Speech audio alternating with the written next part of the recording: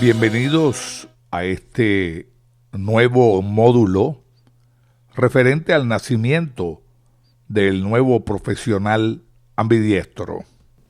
En el módulo anterior, al culminar la disertación internacional con el CEO Manuel Mora de San José de Costa Rica, al analizar los cambios planteados por las ventas ambidiestras, se culminó con la frase, ustedes recordarán, el cambio no es una opción, es una obligación. Ese acontecimiento me hizo recordar el clásico libro de Spencer Johnson, el escritor y psicólogo estadounidense, quien, ustedes recordarán, escribió aquel famoso libro llamado ¿Quién se ha llevado mi queso? La moraleja del libro de Spencer Johnson indica que aunque la vida personal, es lógico que sea así, y la empresarial esté llena de obstáculos, hay que adaptarse en cada momento y siempre buscar soluciones. Lo peor que le puede pasar a una persona es que ante los cambios se quede quieta y esperar que todo se solucione solo. El libro de Johnson, para los que lo recuerden o los que no lo conozcan, ¿no? El libro relata que había un gran laberinto en donde vivían dos ratones y dos personas muy pequeñas, llamadas Hen y Haw. Y para poder sobrevivir, tanto los ratones como las dos personas pequeñas debían encontrar el queso que estaba repartido por todo el laberinto. Un día, tanto los ratones como las personas encuentran un depósito lleno de queso, pero empiezan a comerlo sin medida y lógicamente, se acaba. Ante el cambio, los ratones inmediatamente actúan inteligentemente, poniéndose a buscar más quesos por el laberinto, por la cueva, mientras que los hombrecillos no aceptan el cambio y ellos deciden quedarse quietos y esperar a que el queso vuelva a aparecer. Pero lógico, el queso no iba a aparecer por sí solo, ¿no? Entonces, al pasar el tiempo, los hombrecillos se van debilitando y Haw finalmente decide salir en busca de queso. A medida que busca el queso, Haw va escribiendo frases sobre las reflexiones que ha podido hacer con todo ese aprendizaje, ¿no? Finalmente, los ratones han sido premiados, fueron los primeros en encontrar otro depósito repleto de queso, puesto que no se habían quedado quietos frente al cambio. Recuerdan, el cambio es, había queso y después de agotarse ya no lo había. Y Haw entonces también acabó encontrando quesos al ponerse a buscarlo. Bueno, la pregunta sería, ¿para qué esta reflexión? ¿Para qué este cuento? Bueno, esto se lo relato porque en el año 2018, el consultor y transformador digital de compañías multinacionales, Rafael Tomamés, escribe el libro ¿Qué robot se ha llevado mi queso? Al leer el libro, diría que la gran mayoría de las personas le temen al cambio y ese es un grave problema. Los cambios no son intrínsecamente malos ni buenos. Ello depende del contexto. Más bien, podría pensar en los cambios como una actualización en la forma de hacer las cosas. Y si no cambiamos, serán los robots los que se llevan nuestro queso. El miedo al cambio es lo que nos robará el queso. Muy bien, amigos, entenderán que todo esto es un lenguaje totalmente figurado, ¿no? Pero yo sí diría que la gran conclusión, ojo con lo que les voy a decir, la gran conclusión es que no hay que temerle al cambio. La pregunta es ¿por qué se le teme? Entonces miren que lo que hay es que involucrarse en el cambio. Claro que son capaces de cambiar, claro que lo pueden hacer. Simplemente hay que aceptarlo como una parte del avance y el progreso de la vida, ya sea empresarial o ya sea personal.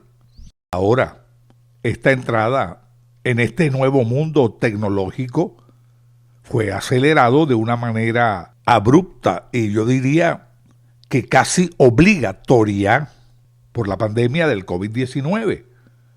Por ello, hoy más que nunca es una obligación el acceso universal a la tecnología.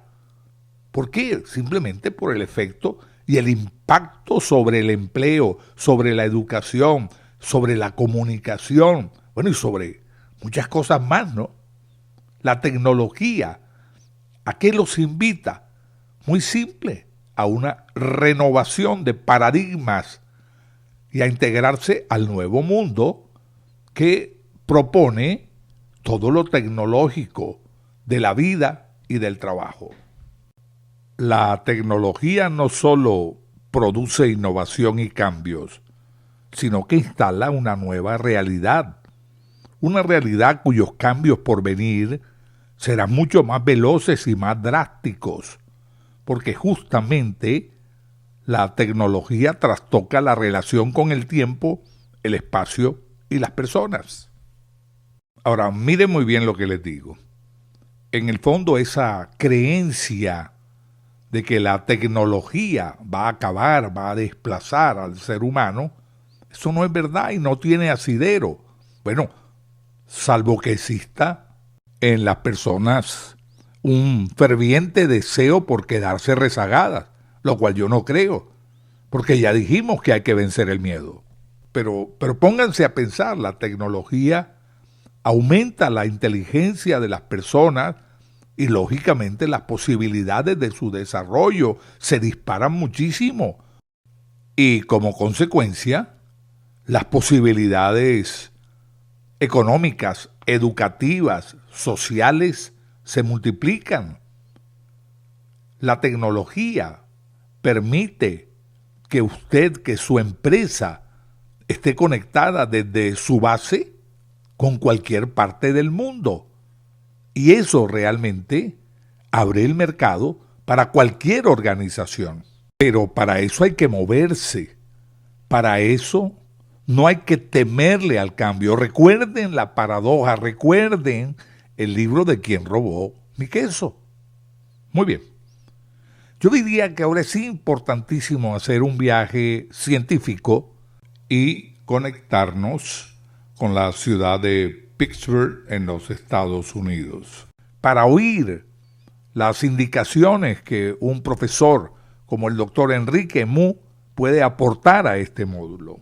Este nuevo módulo nos acompañará desde la ciudad de Pittsburgh, en Pensilvania, el doctor Enrique Mu, que es un miembro activo de la Sociedad Latinoamericana de Estrategias y un PhD en Business Administration de la Universidad de Pittsburgh, también MBA de la misma universidad y graduado en Negocios y Sistemas de Información de la Universidad de Pittsburgh.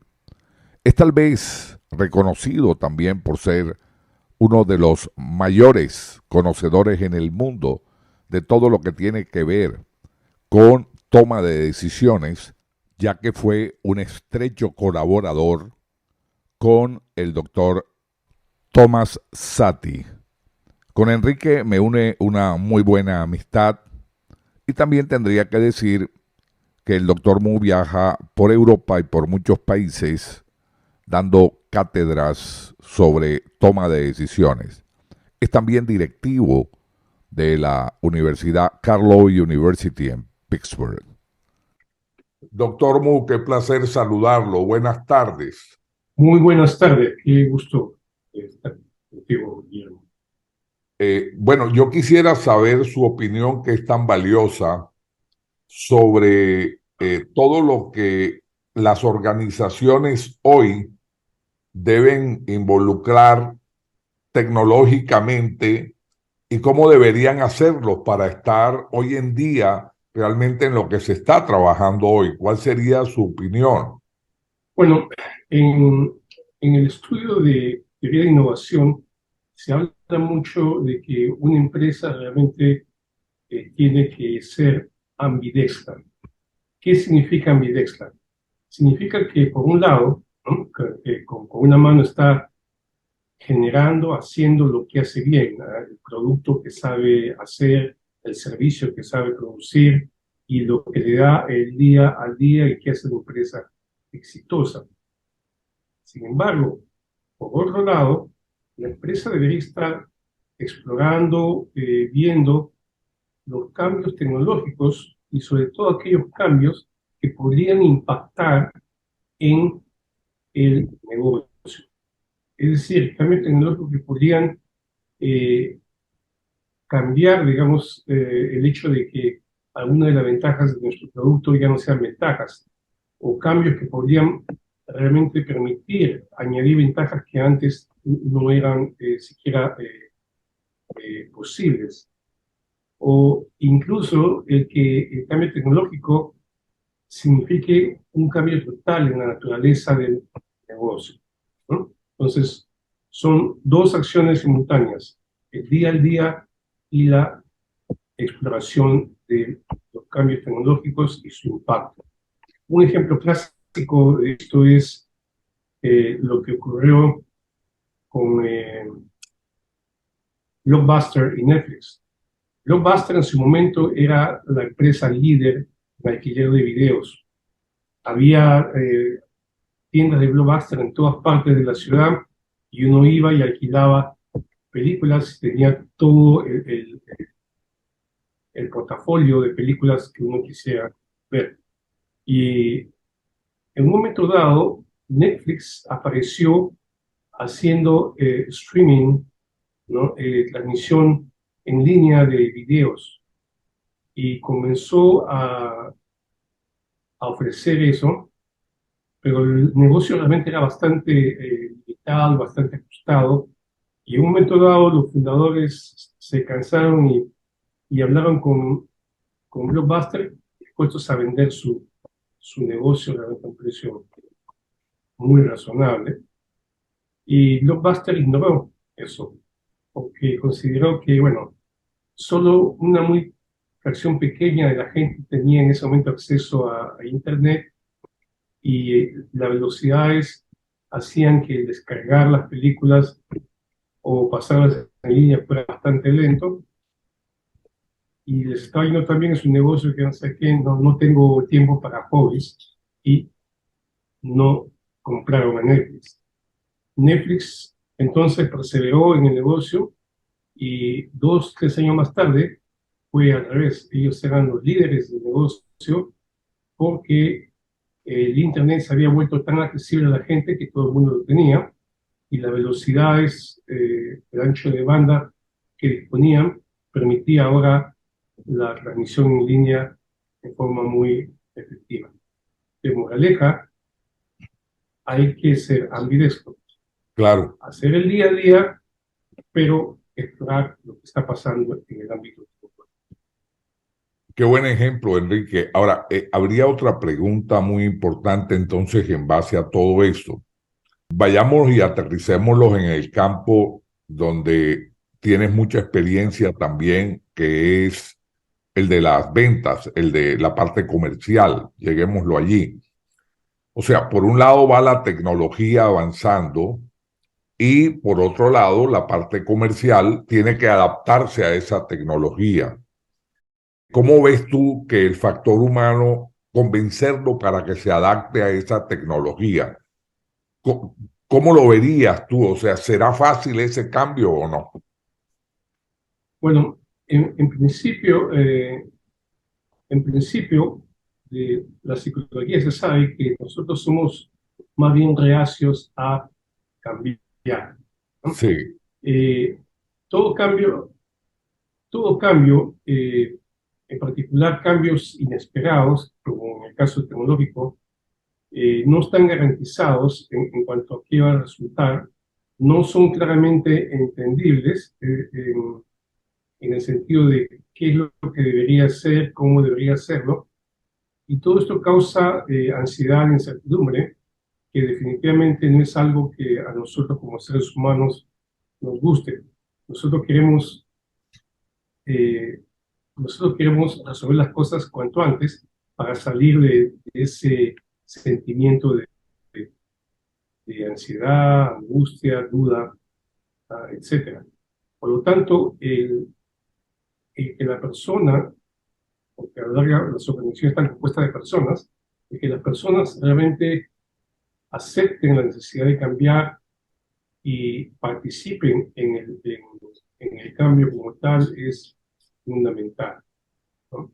Hay varios estudios que se han hecho sobre técnicas para hacer que las personas eh, adopten el cambio. ¿No? Se habla de que hay un sentido de urgencia en que la persona realmente toma conciencia que es urgente que se haga algo, o si no, no va a haber empresa en poco tiempo y voy a estar sin trabajo en poco tiempo. Entonces, crear un sentido de urgencia. Otras eh, alternativas son la de realizar más bien un sentido participativo de que la gente por sí misma claro.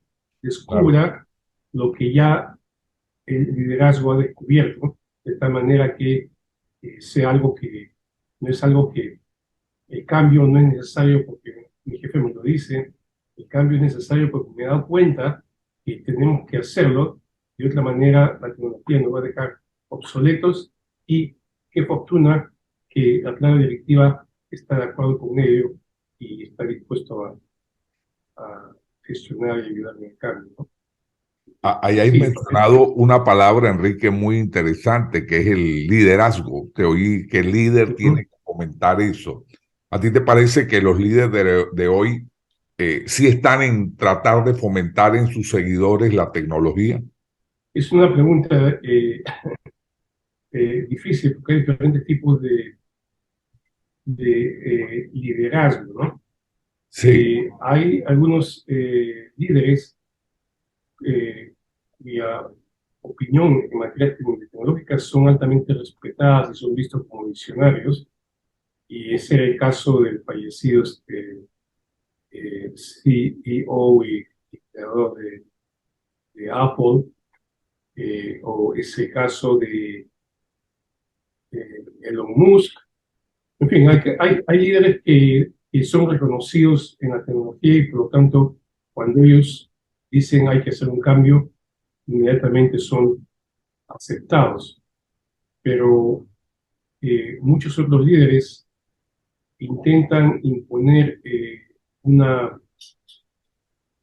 lo que sería imponer en forma vertical que se haga cambio, y eso es difícil, pero no es imposible.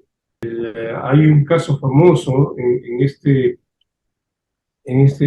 tipo de liderazgo dado por Jack Welch, el famoso gerente general de General Electric, ¿no? Por más de 20 años. sí, Eh, Se dice que él trabajaba mucho y una Navidad eh, le dijo a sus hijos de que no se preocuparan, que el 23 o justo antes de Navidad iban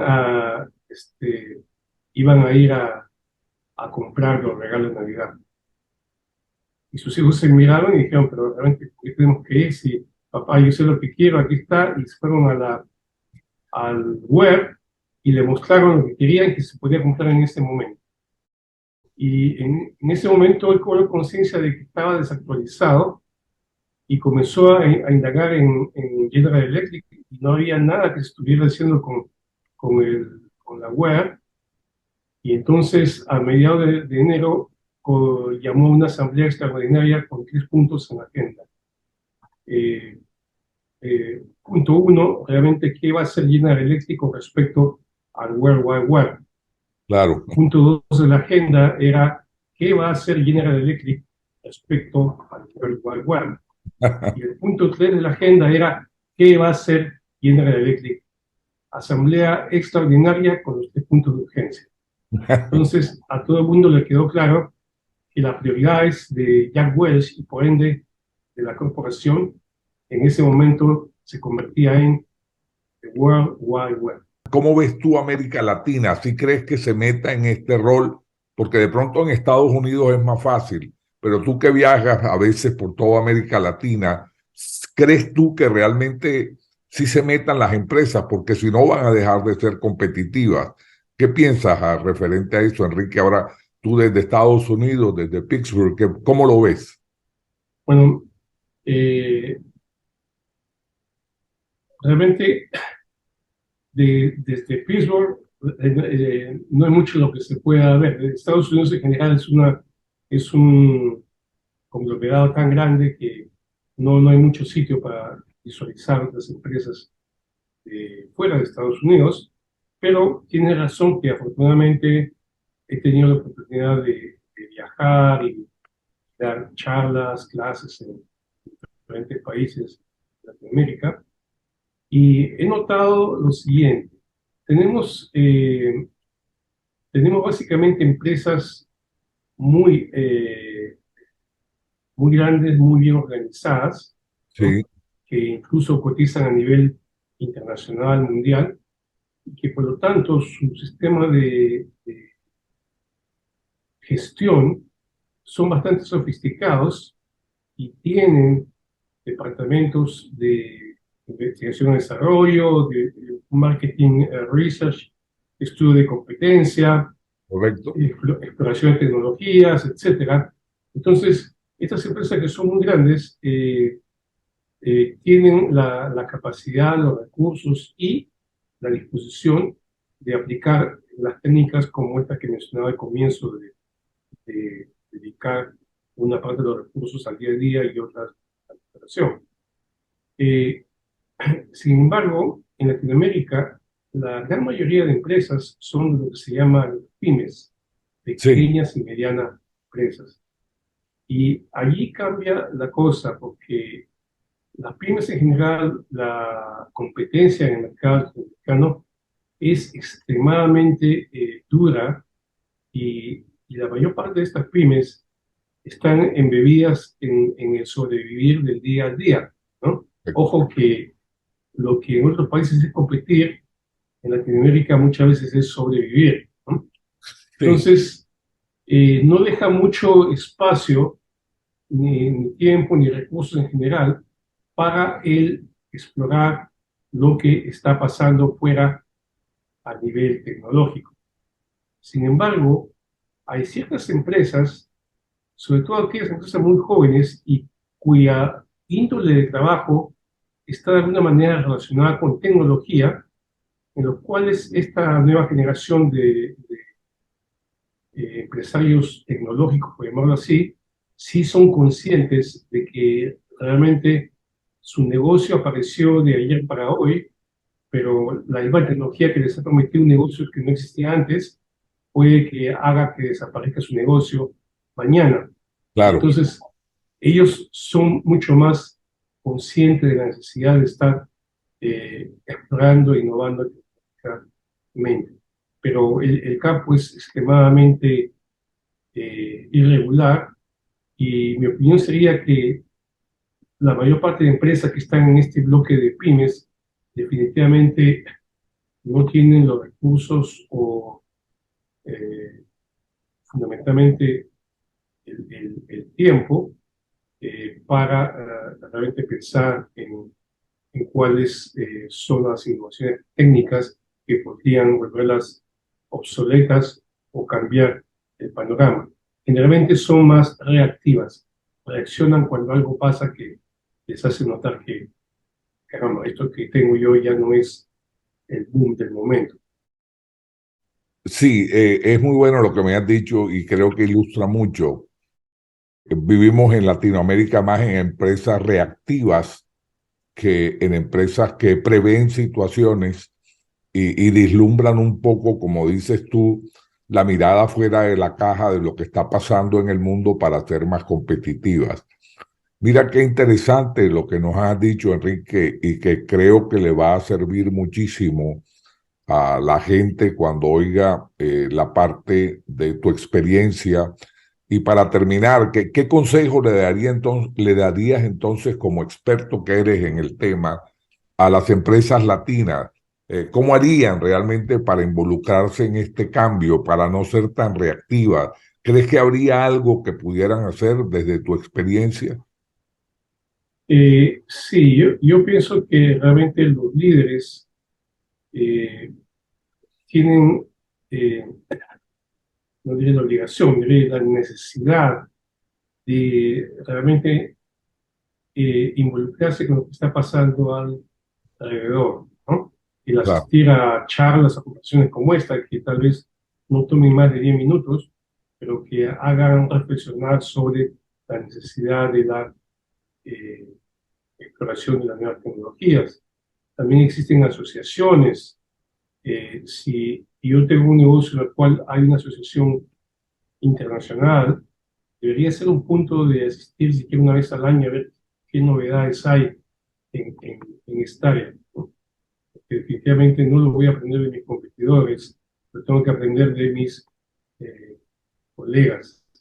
Entonces, yo creo que si a nivel de empresa no se puede realizar esta labor de monitoreo tecnológico y evaluación tecnológica, eh, por lo menos a nivel de individual, del líder, uno tiene la obligación de tratar de mantenerse al tanto, por lo menos con colegas, referente a qué es lo que está cambiando en el mundo en que estamos viviendo, en el mercado en que estamos viviendo. Muy bien, Enrique. Yo lo único que me queda es agradecerte por tu valioso tiempo que nos los haya dedicado, aunque sea para darnos estos consejos. Bueno, y espero que nos veamos pronto, ya sea acá en Colombia o allá en Pittsburgh. Para mí siempre un placer verte, Enrique. Te mando un abrazo bien grande. Muchas gracias. Igualmente, muchas gracias por esta oportunidad de conversar sobre este tema que es tan interesante y tan cercano a mi diario que hacer. Gusto verte, saludos a todos mis amigos de Colombia y gracias por esta oportunidad, Manuel. Gracias, Enrique. Muy amable. Miren qué interesante e ilustrativa la intervención del doctor Mu desde Pittsburgh. Vamos a seguir entonces con la forma como se debe preparar el nuevo profesional. Tal como lo ven en la gráfica, las ventas ambidiestras se componen de dos partes fundamentales. Por una parte hay que manejar procesos de ventas digitales y la construcción de un nuevo modelo. Y por el otro lado, tal y cual como lo ven, manejar procesos de ventas convencionales presenciales. ¿Cuál es el balance ideal para su empresa? ¿Cómo lo encuentra? Bueno, eso se construye de acuerdo a la tipología de ventas de cada organización. Lo que es importante resaltar es que el equipo, el nuevo equipo, la nueva persona o la persona va a requerir nuevas competencias y nuevas habilidades. Bueno, muy bien, entonces, ¿cuáles son las condiciones que necesita una persona para ser un buen ejecutivo de ventas? ¿Cómo conformar un equipo de ventas que cumpla con los requisitos? ¿Qué debería dominar esa persona? ¿Qué debe hacer? ¿Es preferible un vendedor veterano o uno novato? ¿El vendedor nace o se hace? Esas son las preguntas más frecuentes de los clientes en asesorías, seminarios o clínicas de ventas de nuestra organización. Muy bien, el principio fundamental que recomendamos a nuestros clientes es muy sencillo y consiste en buscar inicialmente a alguien que posea ciertas características fundamentales y luego proporcionarle metódica y permanentemente el entrenamiento necesario. Ahora, dentro de esta postura de pensamiento, la formación de un equipo ambidiestro es un reto que debe asumir necesariamente una organización, recordando que las brújulas deben apuntar siempre, pero siempre, hacia la confianza. Indiscutiblemente que la formación de un equipo comercial ambidiestro es un reto. No es un trabajo fácil, es un trabajo arduo y lamentablemente no es un trabajo cortoplacista.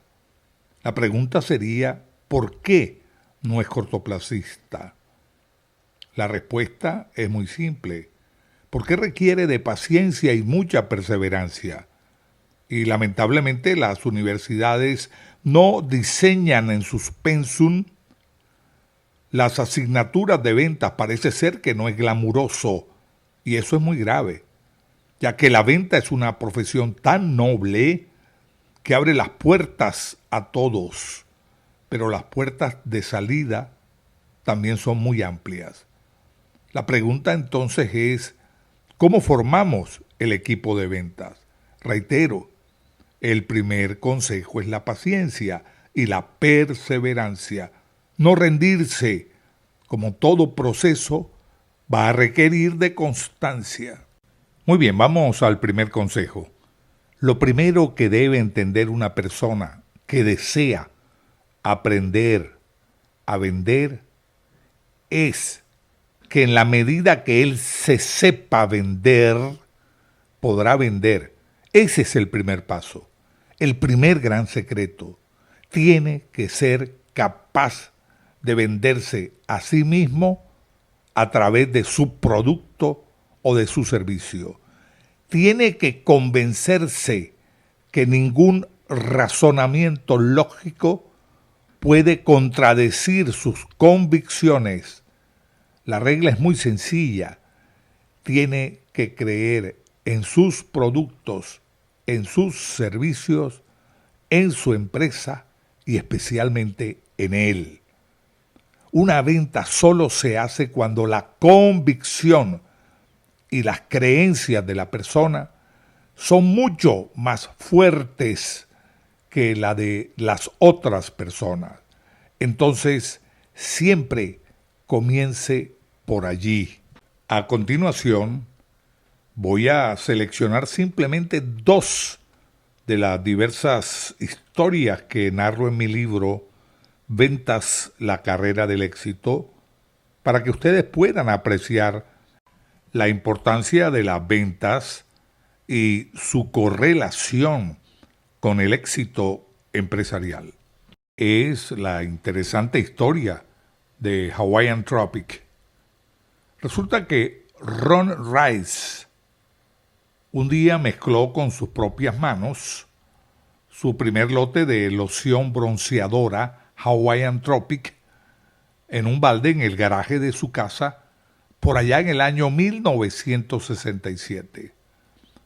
Resulta que el señor Rice había ido a Hawái y había observado que las mujeres en la playa utilizaban lociones bronceadoras de fórmulas caseras elaboradas en base al aceite de coco y aguacates. Eso fue entonces lo que le originó la idea de ensayar mezclas en el garaje de su residencia.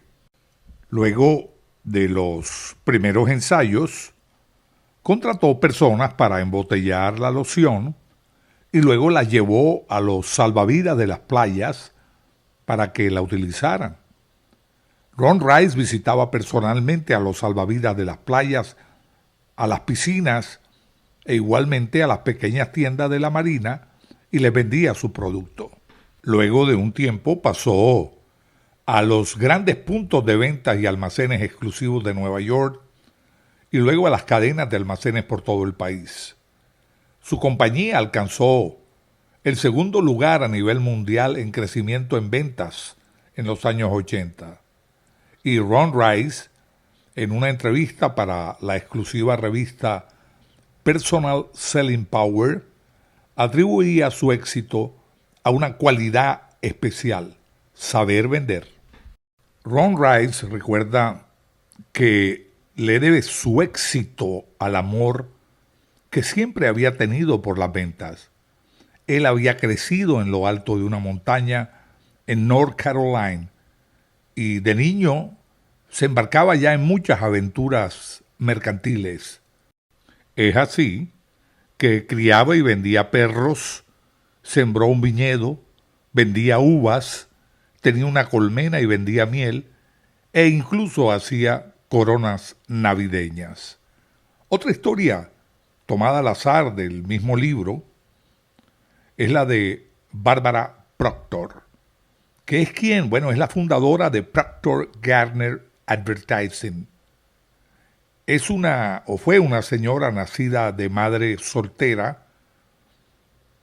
Bárbara era una mujer de color, muy poco atractiva físicamente, en la época de la terrible discriminación en Norteamérica. Bárbara confesaba que eran tantas las cosas malas que tenía que decidió no perder el tiempo preocupándose por eso. El lema de Bárbara, que es lo que traigo a correlación, es contundente, ya que dice y recuerda lo siguiente: si uno decide ser un ganador, lo es, pero si uno decide ser un perdedor, no habrá quien opine lo contrario. Barbara Proctor fue entonces, le recuerdo, la fundadora de esa exitosa empresa de publicidad Proctor Gardner Advertising. Miren qué interesante todo esto. Bueno, entonces, otra pregunta sería: ¿y cómo nacen las ventas?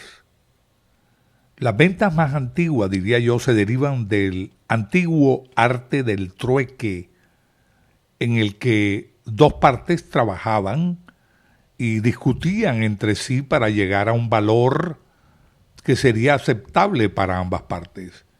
Luego, como ya lo vimos, fueron evolucionando y recordemos un poco la famosa Ruta de la Seda, que era una red de rutas comerciales de la antigüedad establecidas oficialmente durante la dinastía Han de China en el año 130 a.C. y comunicaba las diferentes regiones de la antigüedad mediante el comercio que funcionó, diría, entre el año 130 a.C. y el año 1453 después de Cristo.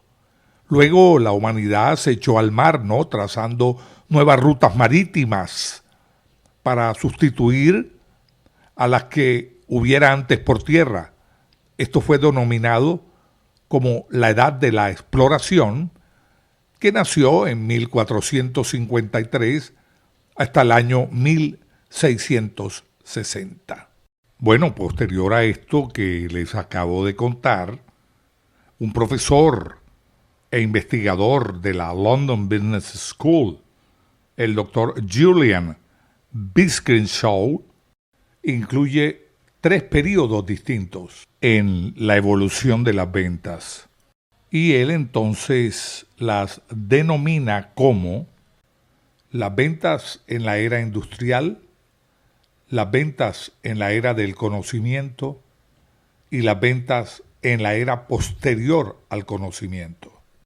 La era industrial comprende de finales del siglo XIX a la década de 1960. La fabricación en masa requería en esos momentos de procesos de producción superiores. Los vendedores tenían el control absoluto y podían diferenciar fácilmente las ventajas de sus productos, que eran relativamente escasos. Posteriormente, en la era del conocimiento, que va de 1960 al 2010, los vendedores ya no controlaban el proceso de ventas. Los compradores, armados con información detallada, tomaban entonces el mando. Y bueno, según el investigador, entramos a la era posterior al conocimiento, que va desde el año 2010 a la actualidad.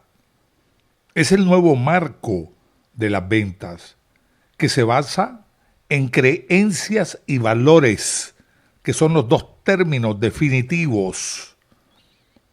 Hay que dar prioridad entonces a la agilidad, a la flexibilidad y a la adaptabilidad. Los compradores ya no controlan el proceso de ventas.